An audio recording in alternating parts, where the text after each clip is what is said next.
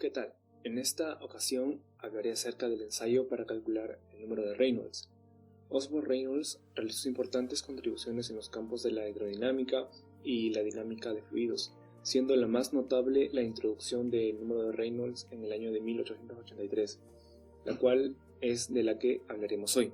Reynolds realizó el experimento pasando agua por una tubería de vidrio a diferentes velocidades y, para que se pueda observar el flujo, introdujo una corriente de tinta a un extremo de la tubería.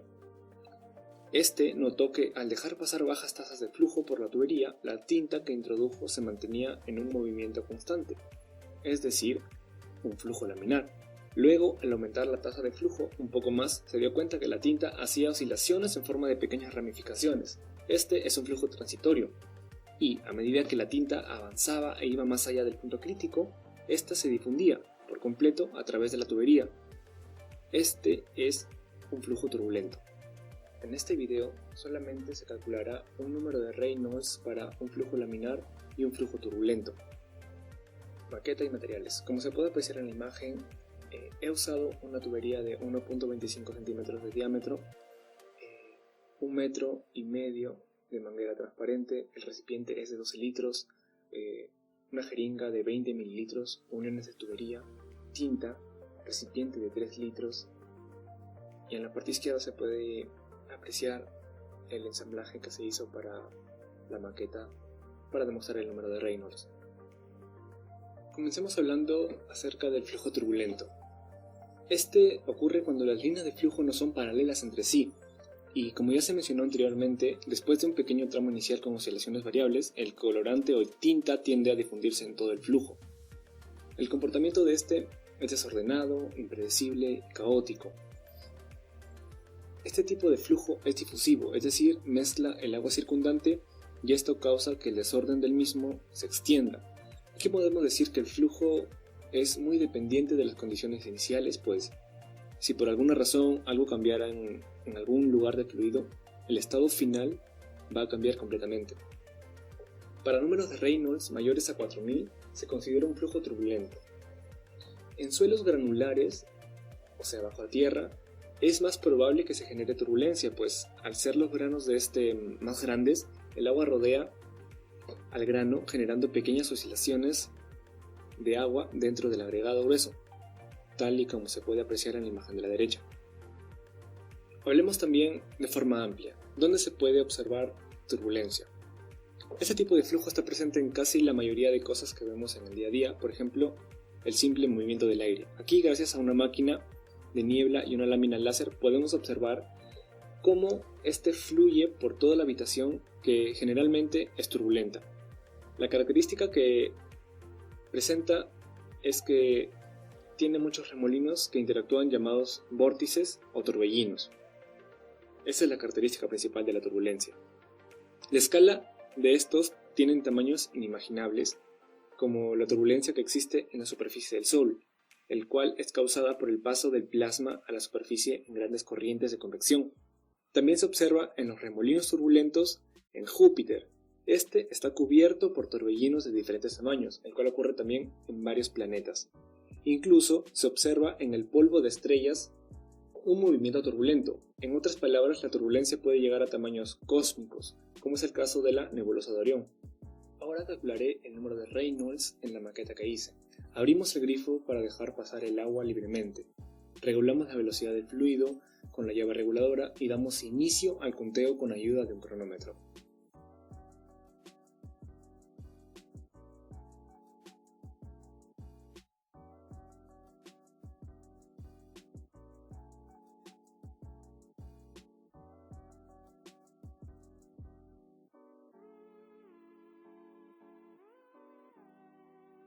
Podemos observar cómo es el movimiento del flujo turbulento al insertar la tinta con la jeringa en el tubo transparente. Se ve que tiene oscilaciones iniciales notorias y a medida que va avanzando se distorsiona y esta se mezcla con el agua.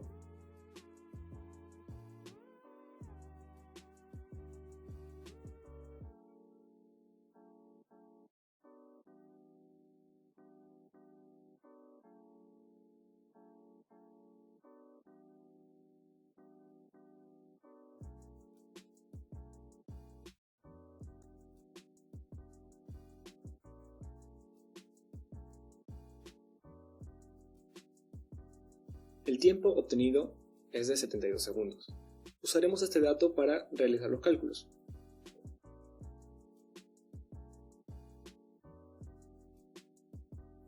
Tenemos como datos el volumen, el cual es de 3 litros, el diámetro de tubería con un valor de 0.0125 metros, el tiempo, el cual fue de 72 segundos, y la fórmula que usaremos para obtener el número de Reynolds es la multiplicación de la densidad del fluido por la velocidad por el diámetro de la tubería, todo esto dividido por la viscosidad.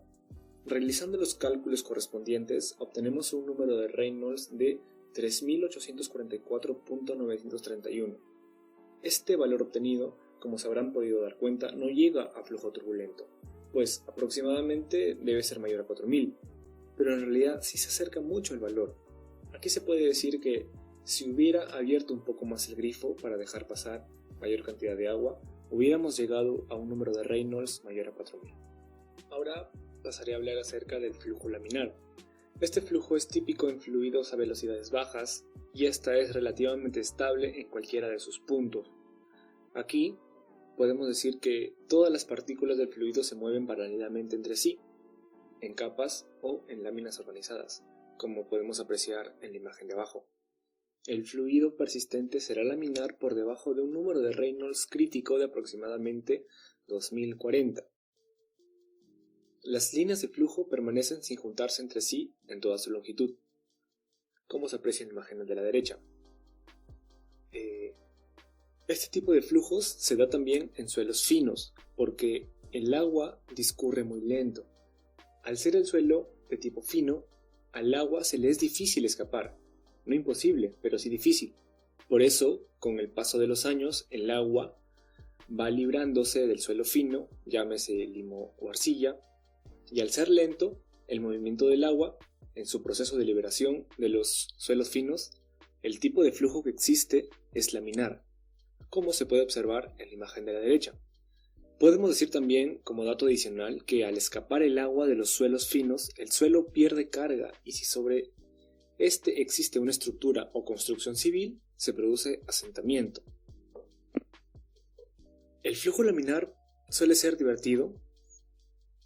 También al contacto con la piel choca de manera suave y esta docilidad es la que mayormente le gusta a las personas. El uso más notable de este tipo de flujo es visible en fuentes decorativas, como las imágenes que estamos viendo. Ahora calcularé un número de Reynolds para un flujo laminar. Para esto se inicia el conteo con ayuda del cronómetro y esperamos a que se llene el tanque hasta la medida de 3 litros.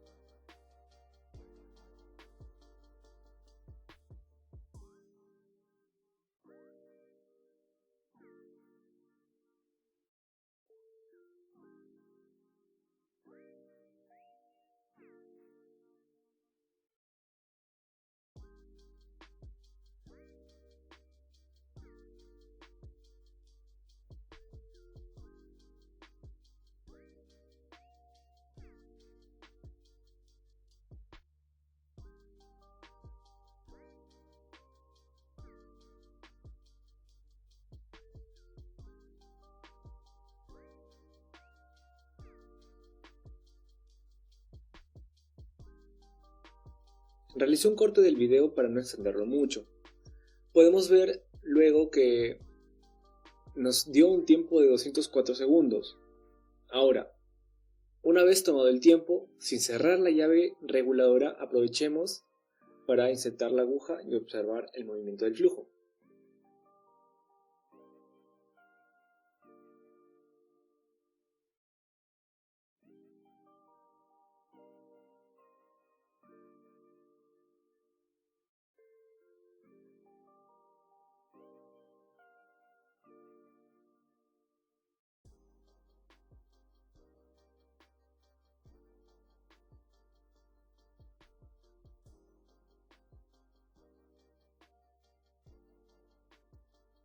Como se puede observar, el movimiento es lineal y uniforme, y las partículas van paralelamente entre sí.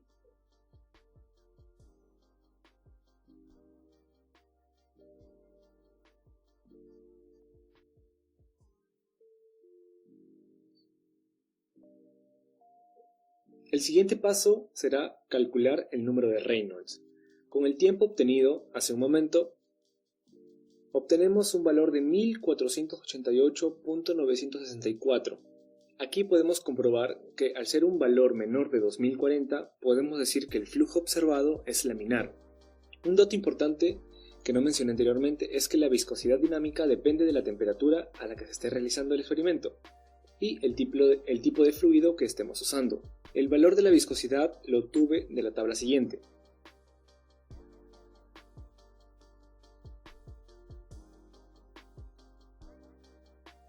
Ahora, para explicar el comportamiento de estos fluidos, imaginemos que esto es agua que fluye dentro de la tubería.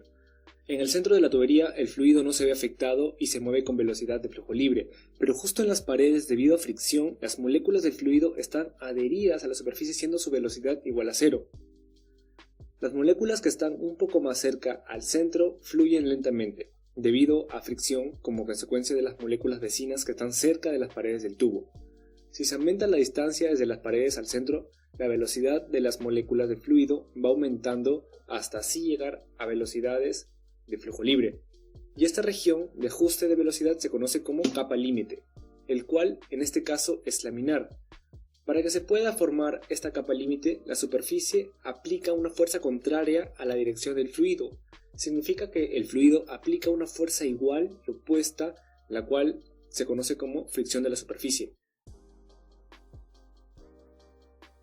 Ahora bien, si la velocidad del fluido es muy rápida o si la superficie es larga, la capa límite crecerá para finalmente pasar a la turbulencia.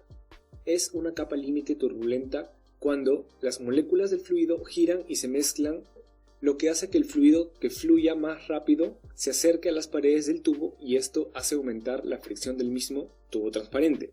Es por esto que las capas límites turbulentas dan como resultado un arrastre notablemente mayor que las laminares.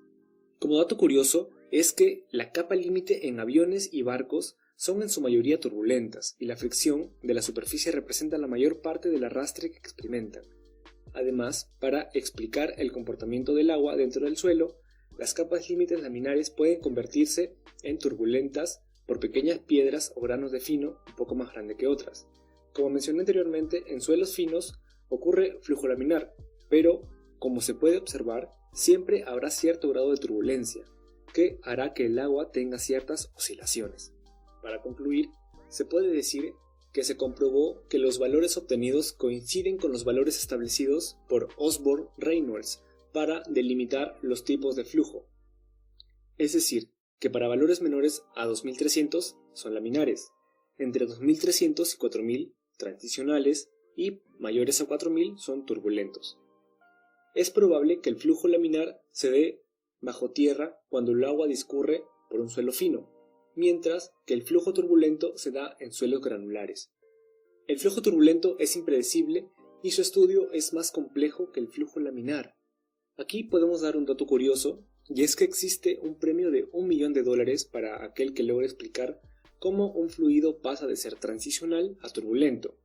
El estudio de la turbulencia tiene muchas aplicaciones y es un tema aún que tiene muchas controversias y dudas a la comunidad científica. Obtener un número de Reynolds para un flujo turbulento requiere varios intentos hasta alcanzar un parámetro de Reynolds mayor a 4000. Como lo ocurrido mientras se realizaba el experimento, nos dio un valor de 3844.931. El ensayo se realizará de manera correcta solo si la densidad del agua y de la tinta son similares. Los vórtices visibles en el experimento no son exactamente un flujo turbulento, pero estos son el camino para que el líquido alcance la turbulencia. Gracias.